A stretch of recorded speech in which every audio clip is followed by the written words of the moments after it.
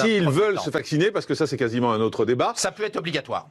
La vaccination Ouais, contre la vous vous rendez compte variole. le risque qu'on prend ? On n'a aucun recul. On n'a aucun recul sur ce vaccin. La vaccination contre la variole était obligatoire et c'était illégal de ne pas se vacciner. On peut imaginer qu'on rende pour les personnes âgées la vaccination obligatoire quand le vaccin.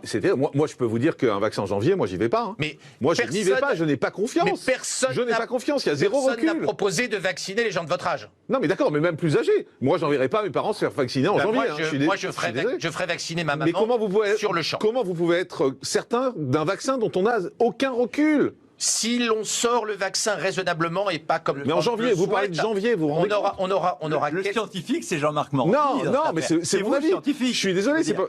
Oui, c'est le seul. La vaccine. Il ne faut pas qu'on casse l'idée de la vaccination qui déjà, notamment dans notre pays, est fragilisée par des dates avancées pour faire monter le cours de la bourse ou augmenter le nombre de voix. Qu'est-ce que j'ai fait? Je me suis opposé à Trump qui veut aller trop vite.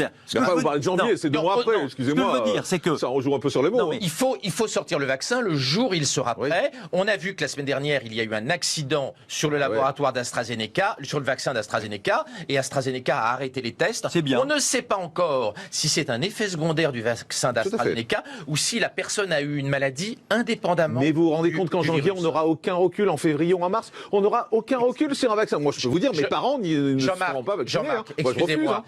Vu l'âge moyen des gens qui meurent, qui est très très très élevé, la population que l'on vaccinerait est une population qui a une espérance de vie résiduelle. Ce n'est pas la peine que ces gens vivent... Résiduel, le mot est terrible. Excusez-moi de dire ça à la télé. J'ai 73 ans, j'ai parlé des gens au-dessus de 80 ans, j'ai pas parlé de toi et de... Le mot résiduel est violent. C'est une réalité médicale. Donc, Alexandre, qui est chirurgien et qu'on a souvent vu sur les plateaux, alors vous êtes un anti-Raoult. Moi, j'étais un admirateur de Raoult. Avant qu'il parte en vrille en janvier-février, quand il a annoncé qu'on n'allait pas s'inquiéter pour 3 Chinois qui mourraient, quand il a annoncé que ça ferait moins de morts que les accidents de trottinette. Moi, j'étais un admirateur de Raoult. Je lisais tout ce qu'il écrivait. C'était un homme que j'aimais beaucoup. Et j'ai été extrêmement surpris de le voir partir dans le délire dans lequel il est parti, en niant la maladie. Et il a retardé la prise de conscience en France. Raoult a convaincu beaucoup de gens que l'épidémie n'aurait pas lieu.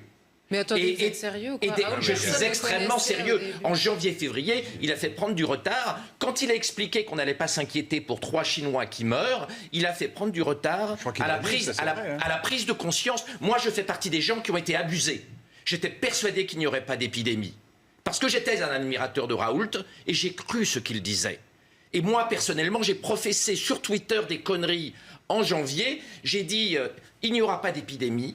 Elle n'atteindra pas l'Europe parce que j'ai adhéré à ce que disait Raoult. Donc il a une part de responsabilité dans... Vous allez pouvoir développer, mais comme Régis de Castelnau...